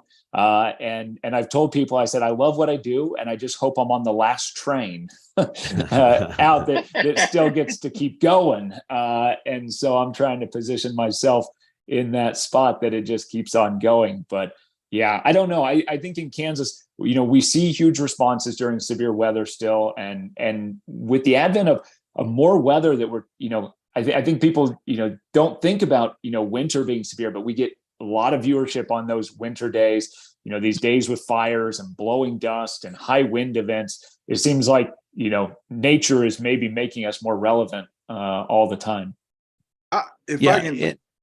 Go, Lester, go. Give us some ideas. If anybody knows how to save us, it's you. So from another perspective, for me, working in promotions for the last 2 years at least, and the way I view the newscast, or have been viewing the newscast, is really it's weather and commercials. That's really what a news program is weather and commercials. The weather is the most expensive part of a news broadcast when it comes to advertising. When someone wants to say, "Oh, I want to be in the news," but they want to be next to the weather, and I think at the end of the day, when it comes to meteorology, at least, people are still going to need people to explain it. And we yeah, you're right. Or my boss watching. We could we try to spend a lot of time getting people to watch a program, people to watch a 10 o'clock newscast or a late night newscast. But at the end of the day, if there's weather at 10 o'clock and there's stories at 10 o'clock, anything that's behind the weather essentially gets buried because they're waiting to figure out, all right, what's the weather going to be tomorrow so I can prepare for that? Do I need to cover my windows, whatever the case may be? Throughout the day, like right now, I've heard something for the first time this year that I've never heard in my life called a heat dome. I need someone to explain that to me. I'm not going to Google my way into understanding the heat dome. So I think essentially that human touch of someone being able to break down in layman's terms the information of whatever is happening in weather is going to always be a necessity, because if you have 3 weeks of great weather and week 4 is going to be terrible, I need someone to explain to me what I need to know so I can prepare. Even if it's a minute, if it's 20, whatever it is, people stop when a tornado hits and there's coverage of it and someone's talking about it, or lightning is shaking the room, or just anything that is, the weather affects me far more than maybe many of the news stories that pop up. And I need someone to explain to me a new term, or as weather technology innovates, someone has to break down what a Doppler shift is and all these sort of things that I think that I understand, but I don't really. I need someone to explain to me like I'm stupid. And that's what I think a good meteorologist does. And that's something that I've just learned through these 2 projects from Donna Doppler and 65 Minutes of Greensburg, is the way that the weatherman or the weather person or explains this stuff does save lives. When it's the most crucial, the most impactful moment, it actually does save lives. Now, that doesn't prevent someone from being stupid and standing on the porch when they should go inside. But those warnings and someone to say, hey, this is happening, you have approximately 20 minutes, or hey, if you don't get out of here, XYZ can happen. If you live in this type of structure, you don't have a good chance. You're not going to Google your way into that. You need a person in a one-to-one, what feels like a one-to-one conversation to let you know, hey, I need to do something. And I think that's, no matter what happens, the weather is the person who can communicate weather is going to far more exceed the future of, television news or anything. I mean, right now, what we do at Cake is they do these videos on the app to still explain, hey, this is going on. And I mean, people look at it, people watch it, people still call our station and request weather radios, and all the weather stuff goes out the door way faster than anything else that we offer to people. Yeah, and again, we will be here. The question is, in what form? And one more thing for Frank, I know you got to get up. Or Frank? What time do you have to be at work tomorrow? I roll in about 3. Oh yeah, no problem. No problem. So, how do you handle the 800-pound monster that is social media? Really well. Well, I don't know. Social media, at least for me, it's been, I've just learned to manage it, I guess. I do a ton of scheduled posts, and honestly, I think that there is an audience there to be built. But I recognize it's not a great communication tool, and trying to promote this promote the event that we just had this past weekend was perfect example of the Facebook algorithms just trying to absolutely squash promotion that's not paid for. But my stuff is, I put up 1 to 2 weather posts a day, and then I post like 4 photos. I wonder where I learned that from. You post viewer photos and you get people to keep coming back doing that. Facebook is primarily I'm putting a lot of info out. I'm not getting a ton back unless I ask for it. I've gone to using a text phone number to receive most of my photos. Since most people's photos are on their phones, I have them text them to me. So I used a Google Voice account, and so those photos come right to my phone. That account's always on Do Not Disturb. So they just pile up on my phone, and I can schedule them through there. I schedule almost all my posts for a week, content wise like that in an hour or so at work. Twitter, or X, I still don't refuse to call it that most days. Twitter has been my connection to the agriculture community in Kansas. I've been able to create a lot of relationships and talk with a lot of ag producers in Kansas on there. They seem to like me. I poke back at them when they poke, and we have pretty good conversations. That platform, to me, in the ag community has become what the cafe in the small town used to be. For the ag community, we see them discussing, practices and that sort of thing, but they're also talking about the weather. So me being there talking about the weather is perfect. And if I'm willing to engage with them and talk to them about what they need, or they have very specific interests that, we don't, and I've told them on many occasions when I go out and talk to ag groups, I said, my forecast day to day is not as detailed that you need, but I said, I can teach you and I can show you how to do these things. And so we try to do that, but yeah, it's social media something. I feel pretty lucky. I don't get a lot of hate yet, but I don't know. This is my first time on this program. This is my first time on this program, so maybe it's coming. Aren't you haters, trolls? Just go over to Frank's account and troll this man, and he will feel the pain that I feel every day. Maybe they're there, and I'm just not reading them all. Gosh, it's been rough today. I've had over, and to give you, I do the Google Voice thing. That's a great trick, by the way. That's a great trick. I don't have people, text me pictures, but that's the number I give out to when I just need to give out a phone number. I'm in some doctor's office or something. It's a great trick, but I get hundreds and hundreds of pictures every day, and I turn around some of them. I can't turn around all of them, but I had a lady in Paris and had a shot of the Eiffel Tower, and it was taken, several hours ago, so it was a nighttime shot. And I didn't notice it, but there was a Star of David on the Eiffel Tower in support of Israel. And oh goodness, you would not believe the attacks that came. It was brutal.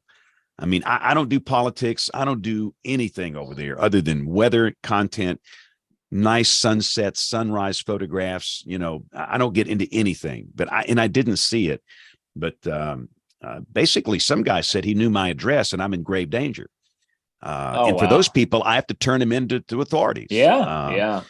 It can be a rough place, but yet that's where most people are these days. And I have to live in that world to be successful. But one more question. I know you got to go. Are you on the talk? I am not. Wow. Nah. I think you need a talk account. And the only time I get, I look, because the deal, they're either dancing, they're funny, or they're cussing, one of the three. Yep. And when I get over there, people know there's something going on, or I'm debunking, the Florida the Category 6 hurricane lady or whatever. But anyway, there's no right, there's no wrong in this business. And I tell people all the time, it's different for every market, for every culture. You've got to do just what's right. But again, I am very bullish on the long-term future. So, and I know you got to go. So Frank, how can people follow you on the X and on the Facebook? Yep. Just Francois CBM Cake. I think it's actually Francois Cake is my at symbol at both of them. So Francois, Cake, Kake.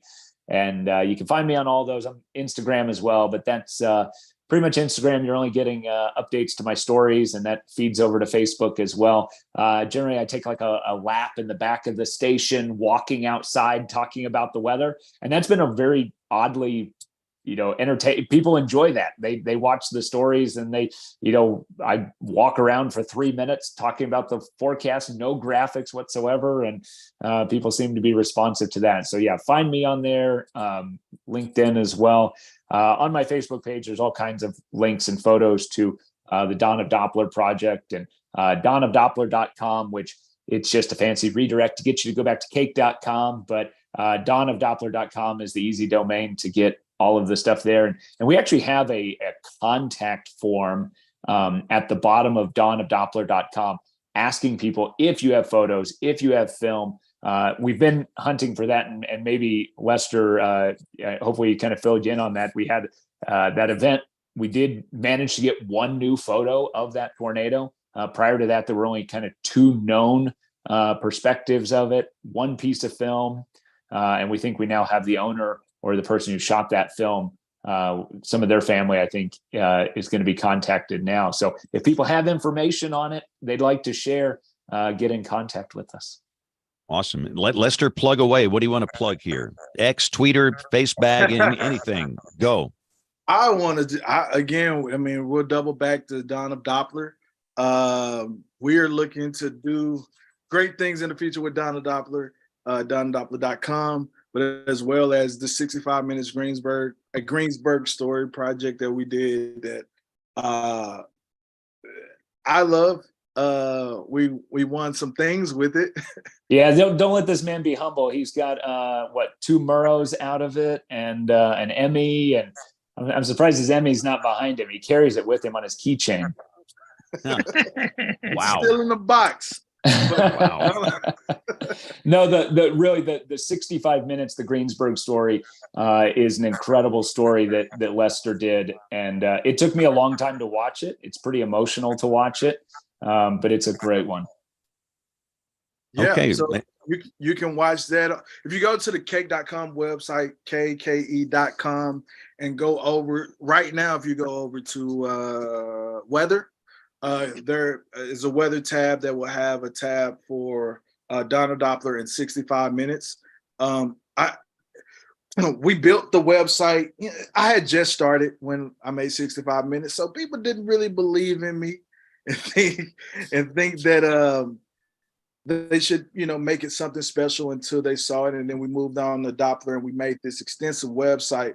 So we backwards engineered the 65 minutes website so that it does have not only the documentary, which is half hour, but also some bonus content and a story where Jay Prater talks about surviving Hurricane Andrew, which was an amazing story that he told that got cut from the final version of that. But it's I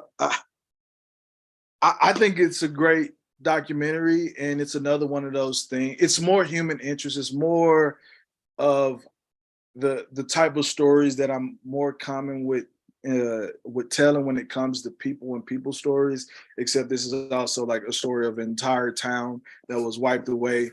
So hopefully next year I'm not doing another weather documentary, but I think Frank is going to figure out how to get me to do this documentary over either Udall or the one where the high school prom happened and then they came out and then there was no town.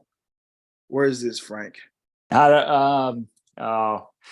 me on the spot now. It's somewhere in Kansas. So might have been Heston. I don't know. Well, I got to take a break from these documentaries. This one was too much work for a while. Yeah. Oh yeah, you get to take a break from them. I have to keep making them.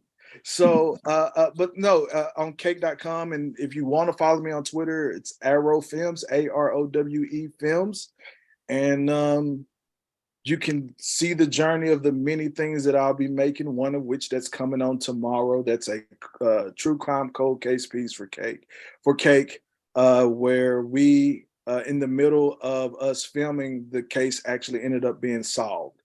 So working with a reporter, that's one of those moments that, some reporters work their whole life and never get to have one of those type of opportunities. And I was there to record it when it happened.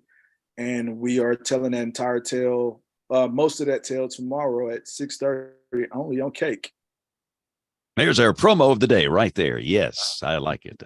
All right. Well, gentlemen, thank y'all, the both of you. Thank you. This was a great show. Thank y'all for the time. And I know y'all had a long day and a long day tomorrow. So thanks to both of you guys. Thank you very much.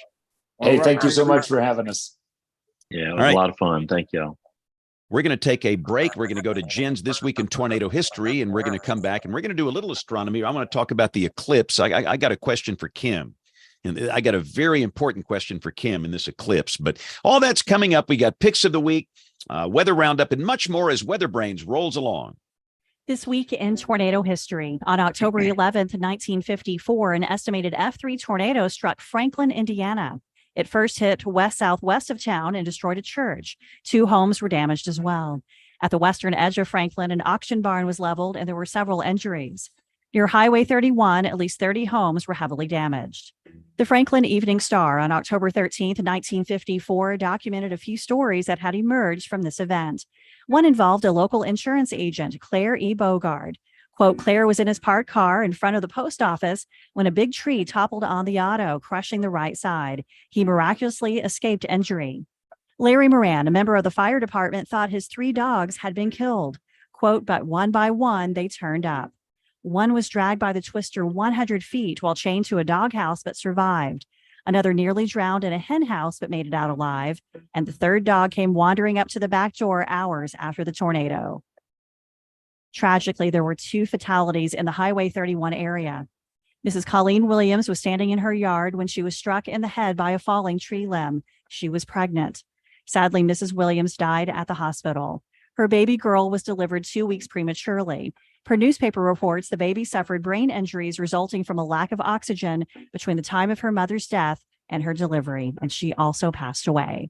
We have a full summary about this event and hundreds more at tornadotalk.com.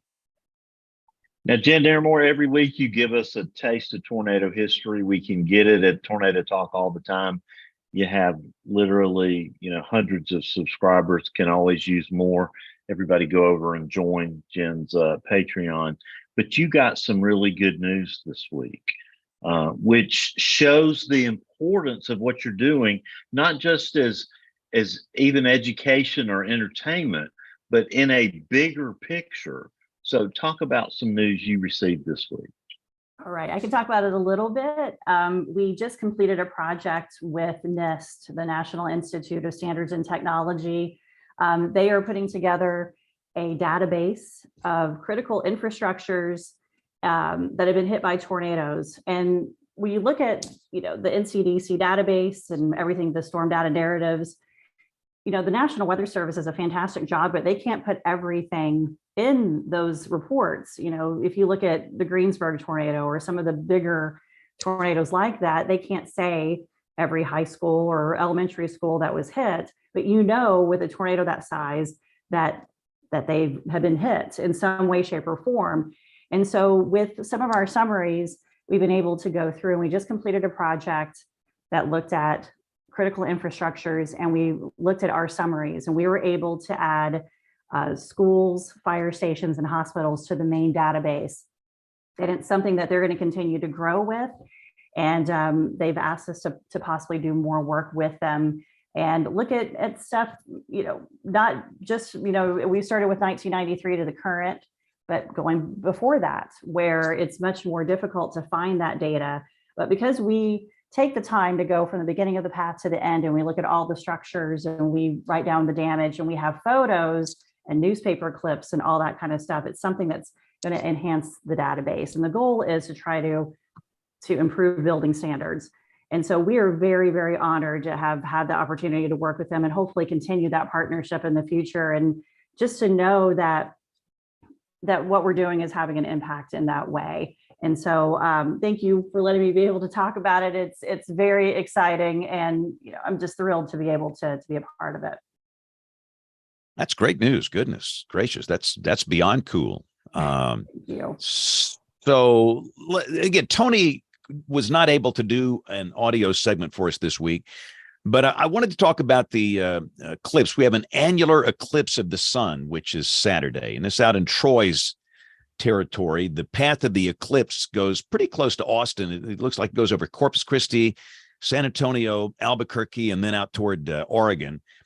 And much of the country will have a partial eclipse for those not in the path. So, Kim, here's my dilemma. So this partial eclipse will be going on during a University of Alabama football game. So I've got 100,000 people in this stadium, and they're going to want to look up at this thing, without proper eclipse glasses, or they think they can put on their sunglasses. And so how do I message this before the game? I'm up on the big screens. I'm on the jumbotrons. They want me to basically tell people, don't look at it. So that, as I see it, if I tell people, well, the peak is going to come at 12:08, about the second quarter, they're all going to look up at it. So how would you recommend I deal with this problem? This is an interesting dilemma, a communication problem for me. Yeah, that's a really interesting challenge. I'm trying to think of, if you could do something ahead of time where you encourage people to bring something where there'll be little pinpoints of light that they could project down onto like a white piece of paper or something. You can kind of see the eclipse shape, down on that. But that would take some prep. I mean, that is just crazy timing. Do you know what they plan to do with the game? Are they going to pause it?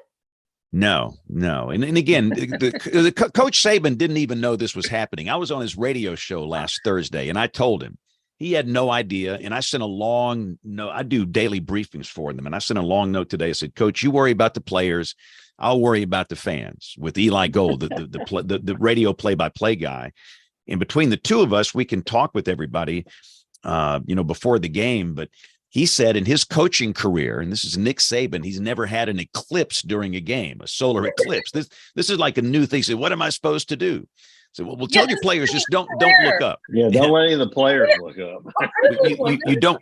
If you don't say anything at all, maybe no one will notice because no one's going to be looking up, and so right. It's right, and that's the other option is just don't say anything, because the sun will be about 57% covered here, and really, right. I don't think it's going to be that noticeable. Right. Maybe if you're really paying attention, you might notice that there's a little dimming going on, but I don't think it's going to be that noticeable. And, that is one option. It's just don't say anything.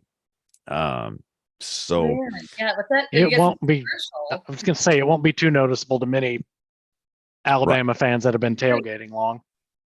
Yeah. There'll be some of the folks in there will be liquored up. We know that, but, I told the coach, and it's going to be going on it'll start at like 10:30 and go on until 1:00, basically during the whole game. But the peak comes at about 12:08. This is an early kickoff. It's an 11:00 kickoff, 11 a.m. Central Time. And so the peak will be coming in about the second quarter. And it looks like the other hope was this is going to be cloudy and we don't have to worry about it. But it looks like the cold front passage will come through early enough in the day to where we'll clear out and the sky should be partly to mostly sunny. So it's just an interesting social science question. And I struggle with this. And I told him, let's just wait. I don't want to pre-record it. Let me get in the stadium, and I get in there 2 hours early every game. And before we go, and I'm going to do a segment before kickoff about this and just talk to everybody in the stadium. Let's have a little fireside chat here. But Kim, if you tell them don't do it, what are they going to do? Look right up at it. Right. So that's why I almost feel like, gosh, either do something so that they can prepare ahead of time to have stuff, like try to make a social media campaign about, this awesome thing happening during the football game. And it try to actually get them prepared, or don't say something. Now, then it goes like I'm such an informed decision making, person. Like that is definitely my preference. But I also recognize that if there's nothing anyone can do about it when it's happening, the desire to look up is going to be insurmountable. Like they're going to be told you're at this momentous occasion, once in a lifetime, you're at a football game with an eclipse going on. and they're gonna look like this is just, I mean, come on, who wouldn't? So I strongly suggest having some kind of game plan, whether it be something that's handed out as a flyer that can punch out and like fold when they get in, so they have like an hour to get something ready after the game has started, to like look down at things, have a moment where it's acknowledged somehow. Like I would rather that happen than the saying nothing. But saying nothing might in this case be better than saying, hey, by the way, in case you didn't know, the sun's 50% covered up there. Don't look up. Don't look up there. Don't look up. Whatever you do, don't look up there. And of course, 100,000 people are looking up there.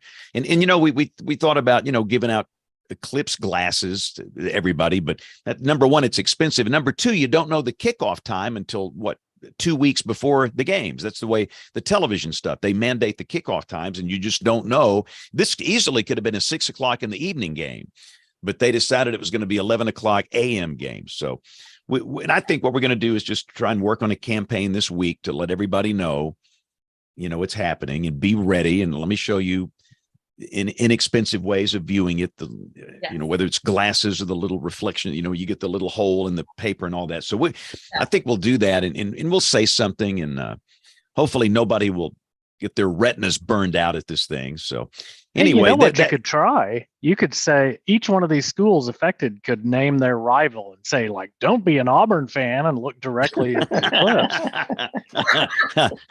Eclipse. Oh boy. Oh yeah.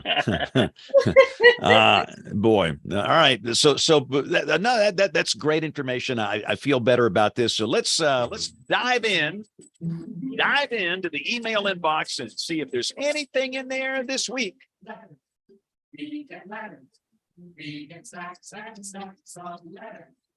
All righty. First email. First of all, I just want to thank Autumn for writing to us about the October 4th, 1995 Hurricane Opal anniversary. Gave us some memories on that. So thank you so much for that. Our friend James Lewis has questions. He always has great questions. I'm going to go to the second one that he asked because it goes to the Alabamians on the show. How prepared are the people in your state, especially along the coastal regions, for a Cat 4 or 5 hurricane? How prepared do you think folks are, James? I think they're very well prepared.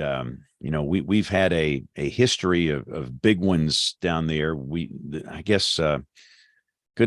dealt with Ivan in 2004, which might be, Bill Murray, the last direct hit on the Alabama Gulf Coast. Is that the last one? So we had Sally. We had Sally, and then that was an upper end category 2, and we learned a lot on the social side because a lot of people weren't ready for that. They go back to these analogs and they think it's just a 2, and I don't think we communicated that very well. But we've had Ivan, and we've had Frederick, we've had Camille, and I think people of this generation have experienced enough hurricanes to be ready.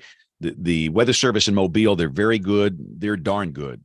The EMA folks in the Gulf Coast, they're very good. So, I think we're as ready as we'll ever be. And we all know another one will happen. We'll have another Camille, and those happen once every 40 or 50 years, and it's going to happen. But I think we're as ready as we could be. So, yeah, I think we're good. Okay, awesome. Heard from Devin Greeny. Enjoyed the discussion of mesonets last week. I'd heard the term, but never thought it was anything more than a collection of weather stations in an area. I found out that my state, Tennessee, recently approved funding for a statewide mesonet. And another piece of data I was surprised was not collected was average dew points for an area. Living in the South, September always felt like summer, only drier. I was curious when the average dew point dropped into the mid 60s, giving us the dry heat, but seems the Memphis office has not done an average. Are there any Southern National Weather Service stations that have this about the dew point? I am not aware. I'm not either. Okay. We don't know, Devin. So if you find out, let us know. Email at weatherbrains.com. And please don't forget to sign up for our awesome newsletter. We have awesome articles, awesome history, awesome. I'm just going to keep saying awesome. It's just a wonderful newsletter that the Brains put together. And we put it out every Thursday morning in your email inbox. And if you go to the website, you'll see our faces, our cute faces there. Click in that area. you can sign up for our newsletter and get that every Thursday morning. All righty. So quick weather roundup. We've already talked about the chilly continental air covers much of the country. It's been cool and crisp. And again, we've had 30s down here in the deep south. Jen's had 30s. Kim and James, what's temperatures like out there? I mean, we got up to the low 80s today. I think we've gotten into the low to mid 40s in the evening. I don't think we've broached into 30s territory, at least not down here. Have you gotten that cold up there, James? We were 40 day before yesterday for a low in town. We have had some 30s, oddly enough, on the Mesonet sites outside of Tulsa. But so far, and it has been delightful. I had the fire going outside both days over the weekend, and it was so nice. Mm-hmm. Yeah, and hopefully Troy's under 100 now. We hope so, but we'll find out next week. And in the tropics, we have interesting little setup for the Gulf Coast. We have gale warnings in effect for the central Gulf Coast for Wednesday, as a frontal low will be moving along the front and not really a classic tropical system. And there's moisture from the Eastern Pacific from a couple of systems over there involved. But this could bring some pretty beneficial rain to parts of the Gulf Coast on Wednesday, and places like Mobile, Alabama, they're in a really severe drought, and it's certainly good news for them. And we have Invest 92 out there in the East Atlantic. Looks like that's going to be headed out to sea, so things are relatively quiet there. So, all right, let's do picks of the week. We're going to go around the horn. Everybody's going to share something that is weather related. By the way, Tony Rice wanted me to report for his he wanted me to play the foghorn because he had no report this week. There you go, Tony. There you go. All right, Jen, what you got for us this week? Go. So we have a new summary out. I'm going to hopefully say this right. The Meerdeck. It's Meerdeck, South Holland, Netherlands tornado, October 6, 1981. It is our first European summary. It's an awful event, though. But we had to dive into NTSB reports and use translators for Dutch newspapers to try to find out what happened. But we've told this story, and it was an airliner. The NLM flight 431 was coming in. There were storms in the area, and we learned all about how the storms were relayed back in the early 1980s in Netherlands, and how they were able to tell them there were storms around, and they tried to divert. And it does appear that a dissipating tornado, they got caught up in it, and the plane crashed. And it was very, very devastating. There were witnesses on the ground, and there were, let me double check here, there were 4 crew and 13 passengers that died. And then there was a fireman on the ground who had witnessed everything, and he ran to tell the fire crew what had happened, and then he had a heart attack and he passed away.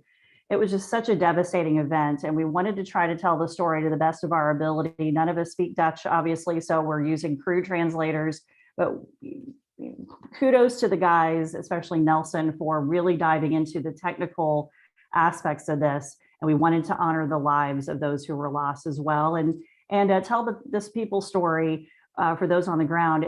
Very interesting enough, where the crash happened, it was very near a chemical plant, and it did not hit the chemical plant, but it was darn close. So we have that summary up. It's for free at tornadotalk.com. Very good. And again, the links will be up on the website, weatherbrains.com. My pick, it's an interesting article about LSU receiving $5 million to build HF radar systems in the coast. Now, this is not to detect precipitation. This is high frequency radar. And what these things do, they basically detect ocean currents and oceanic conditions. It's fascinating how these things work. But they're going to be building a series of these HF radars on the coast to determine weather conditions involving the ocean, which is pretty interesting. So that'll be fun to watch that built and see how that data works out. All right, let's go to James Adelot in Tulsa, who's about to go on the 9 o'clock news. James, go for it. Yes, indeed. And mine is a tweet from an a post, whatever they're called, Brian Passafume, who is the Parliament Bureau reporter for a Canadian newspaper group.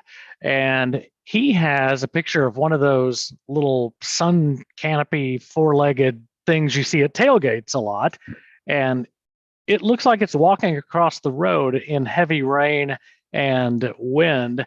And his tweet just says, of course someone saw it. It didn't just get up and walk away on its own. But when you see the animation, that darn thing's just walking across the road. Wow, that's cool. All right, good deal. Look forward to seeing that. Kim, what you got for us this week? Go. Well, for everybody who's going to be in that fun situation with the eclipse during football time, there will be a bunch of universities that are going to be contending with that across the country. I have put a link to NASA's website on how to create a very simple little eclipse projector using a cereal box. So something you should have on hand at home, just a couple steps, and you'll be ready to take that into a football stadium that should be football stadium approved and have a great time. Okay, there you go. That's very helpful in my situation. I will be pointing many people to that website. All right, Bill Murray, go. Yeah, James, I've actually got a pick of the week thanks to friend of the podcast, Rob Strecker. He sent great photos of sun pillars tonight. And rather than hear the dulcet tone of the foghorn, I thought I would honor him by using that as my pick of the week. So I'm excited about that. And next week, we're going to have Alan Seals on the show on Monday night. We'll talk about his retirement, which just means he's giving up one of his 7 jobs. That's all that means. Henry Buhner will join us on the 23rd. We'll be talking about Puget Sound weather. And then Brian Smith, who recently retired from the Omaha National Weather Service office, will join us with a friend of the podcast, Jeremy Bauer, who suggested him on the 30th. And I think that leaves, that's all the shows that are coming up in October. We're starting to prepare for November now, James. Goodness gracious, time is flying. Well, all right. If you're new here, we typically do the show every Monday night at 8 o'clock Eastern, 7 o'clock Central. On the video side, it's on YouTube Live, youtube.com/WeatherBrains. But most of you listen, and we appreciate you watching or listening. And if you want to get in touch with us, send us an email. The email address, it is email@weatherbrains.com. So on behalf of the entire WeatherBrains crew, I'm James Spann. Thanks for listening. Have a great week, and God bless. We got through that. Sorry, the stinking audio was so bad. It was a weird night tonight. Goodness gracious. It really was. For everyone. Yeah. Halloween early. All right. We'll see y'all next week. Y'all have a good week. Bye-bye. See ya. Don't burn your eyes. Bye.